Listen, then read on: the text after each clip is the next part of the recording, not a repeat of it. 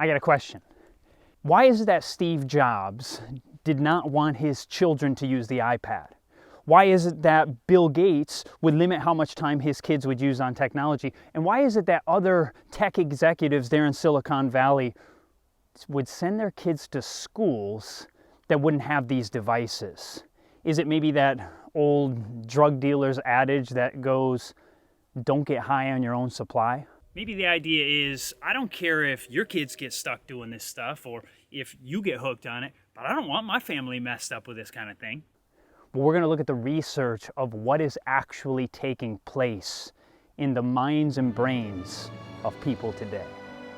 Hey everybody, Chad Cruiser here with Health and Homestead. If you end up liking this video, hit the subscribe button and the like button, but let's actually delve into the science. So we're going to be talking about multiple kinds of media, whether it's video games, social media, cell phone usage, and I'll get more in detail in future videos. But let's start off with video game usage. Here's research from the Journal of Psychiatric Research, and it's about gaming addicts and drug dependence.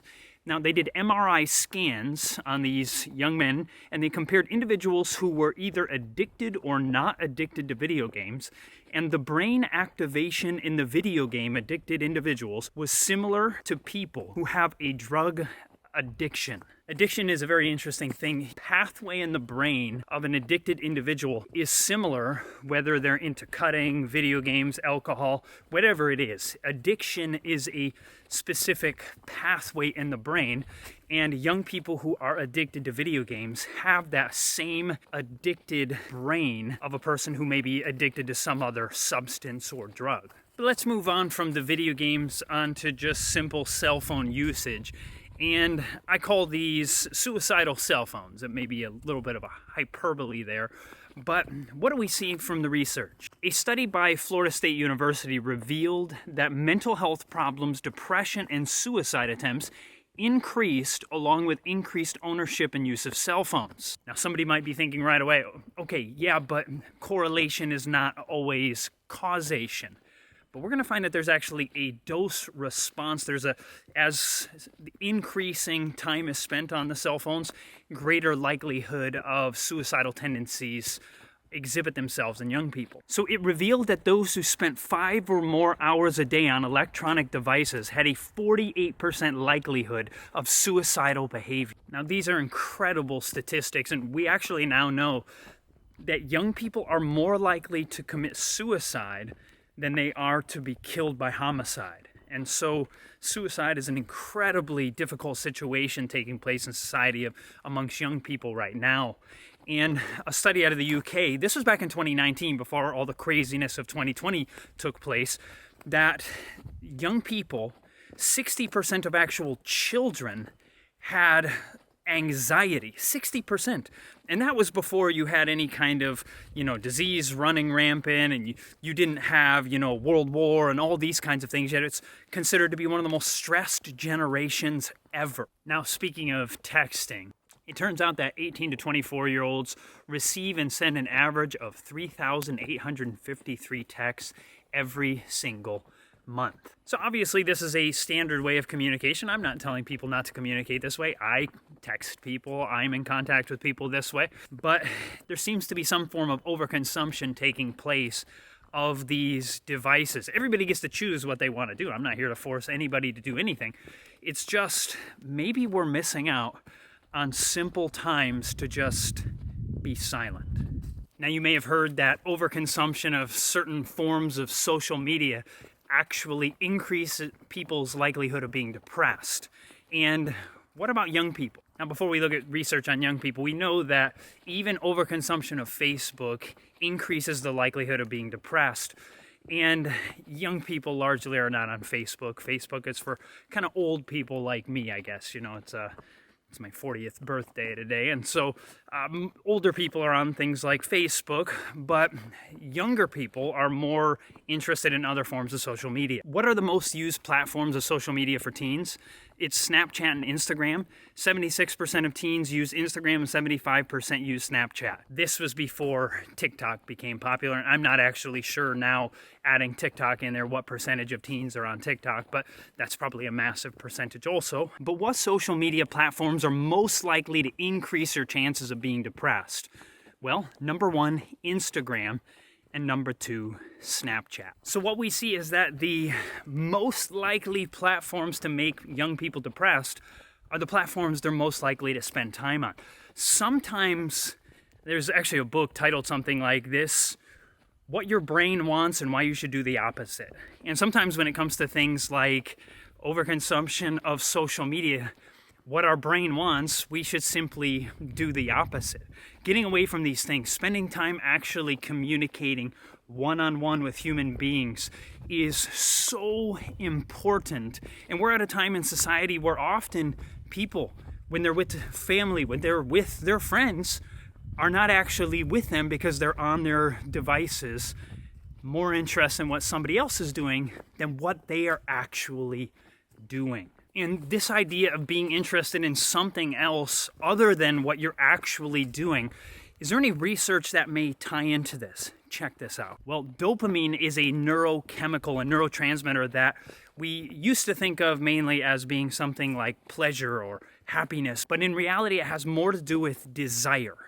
And look what the research showed. Dopamine receptors. Scientists discovered that a portion of the brain of internet-addicted men revealed that these men had less dopamine receptors. And you think about this, that people who are addicted to the internet, maybe video games, these kinds of things, if they end up having less dopamine receptors, this would be something similar to what you also may see in someone who struggles with addiction to some kind of substance. That life is just not very interesting, except when it comes to our drug or the thing that we seek after, our substance that we crave.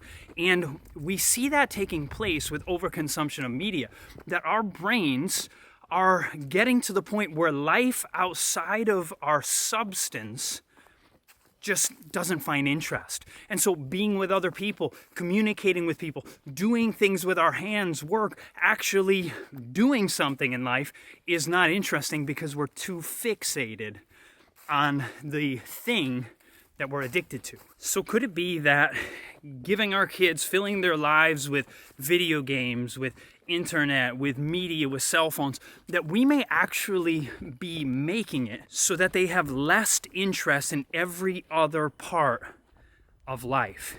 In essence, all of life is boring unless it has to do with a two-dimensional screen, a video game, Snapchat, Instagram, whatever it is. And you may have heard that Madonna says, I don't allow my children to watch television because TV is trash. Now, I find that quite interesting.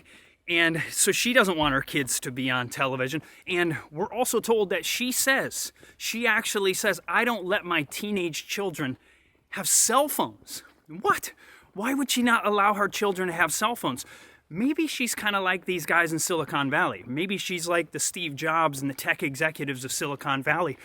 They don't want their kids to be caught up in this technology. And you might be thinking, oh, maybe because they want their kids to be failures and utterly unsuccessful in life, right? And just social outcasts. Maybe that's what they're really going for, right? I doubt it. It's interesting. When I look at people, I have some friends who don't allow their kids to use these as children. And these are the most socially outgoing. They can talk to you like anybody else. It's amazing to see children who aren't so caught up in these things, how it actually changes their ability to be social. Now, like I said in the beginning, Steve Jobs was asked by a New York Times reporter, Nick Bilton, he was asked, so your kids must love the iPad. And Steve Jobs responded, they haven't used it. We limit how much technology our kids use at home. And I find that so interesting. Is it because he had a premonition? Is it because he saw what this technology was doing to his workers, to the people around him? I mean, these were new devices at the time, and yet he didn't want his kids involved with these things. Could it be what the Bible actually said? In Luke chapter 16, verse 8, the children of this world are in their generation wiser than the children of light. Could it be that these tech executives, these multi-millionaire successful people there in Silicon Valley, they have a recognition. They don't want their children to be stunted by these things that they're making. And yet many people may be nearly blind as to what's actually going on. And so some families are actually going on media fasts. They're going like a month without media as a family. And you can imagine for the first several days, they may even hate it. But over time, they end up finding like, wow, I have a lot more time. At first, they may actually be less happy.